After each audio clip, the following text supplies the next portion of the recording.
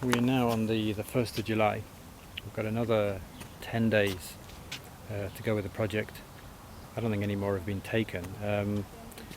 As I may have mentioned before in one of the other posts, these are going to be burnt over there on Lindsay Street, where there's going to be an old style bonfire on the crossroads, and there's going to be a street party.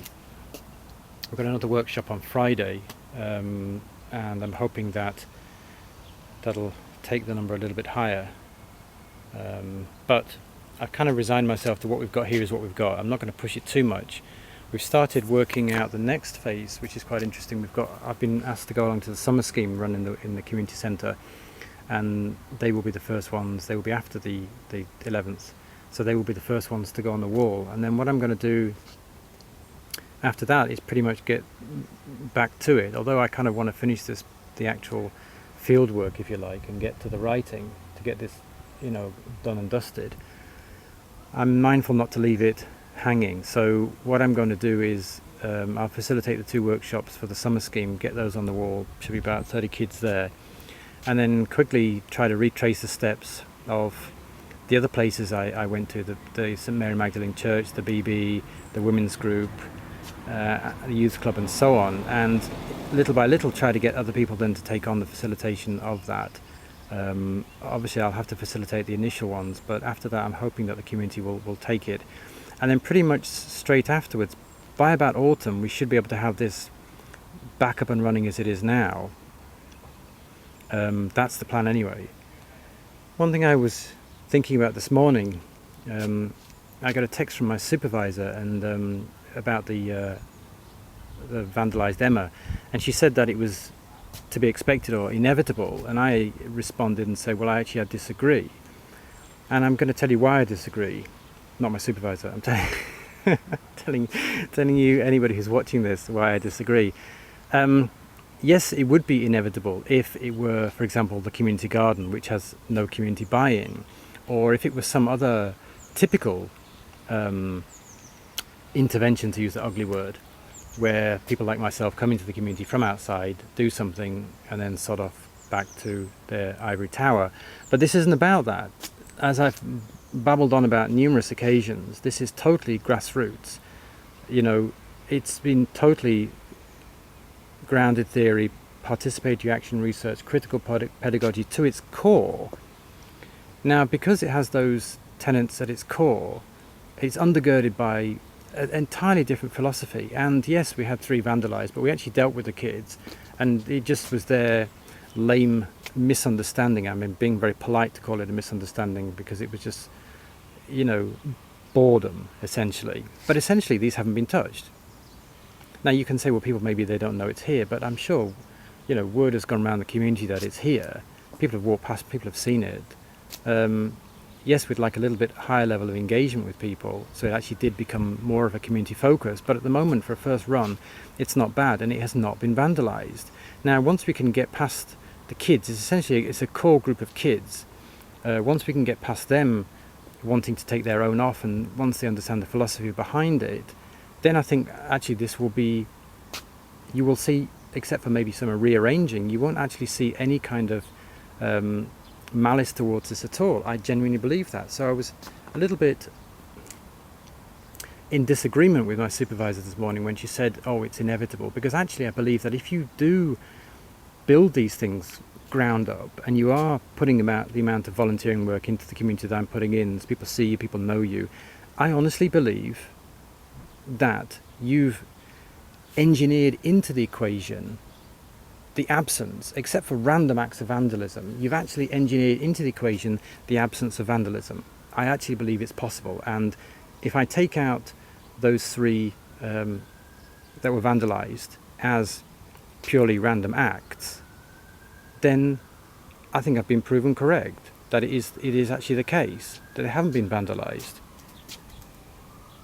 So I think this points to an interesting model, and a different model that those who are wishing to do kind of community engagement, or certainly community arts, should be bringing to bear.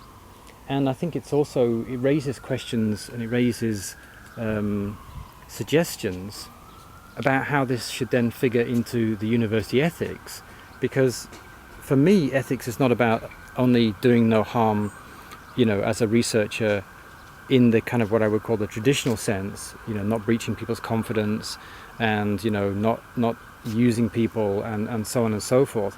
I would actually extend ethics a stage further, and I would actually extend ethics to include the legacy of what you do.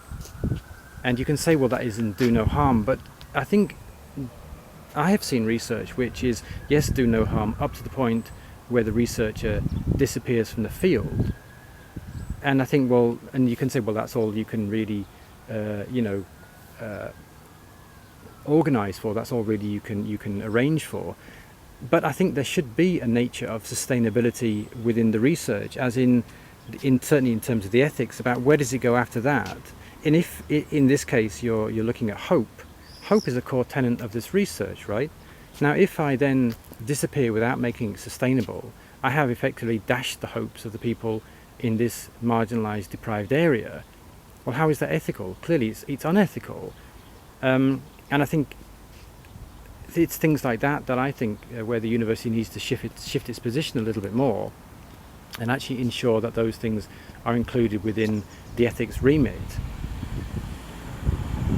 One thing also I wanted to mention was about the nature of this grounded theory, this participatory action research. And if you don't know anything about participatory action research, it's essentially research that is cyclical, as it is not linear. So what happens is you don't just do some research and end of story. It works in a linear manner. Participatory action research, which is born often out of health research, actually some of the best journal articles I've seen have been in health research. Participatory action research is, like I say, it's a cyclical nature. The researcher goes in using grounded theory and extracts from the community areas of research that need addressing. They then begin the research, but not in a final model sense, but in terms of a tentative model, and that tentative model is then worked out with the community, in conjunction with the community, and it's teased out and it's changed and it's developed over time, so that what you end up with is a better model. But the model itself is never complete. The model itself is always sent back for revision, and it's a constant process of revision.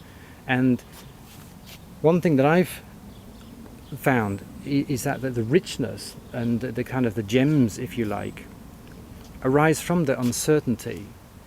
The most rewarding experiences of this research have been in areas that I couldn't imagine would have been there.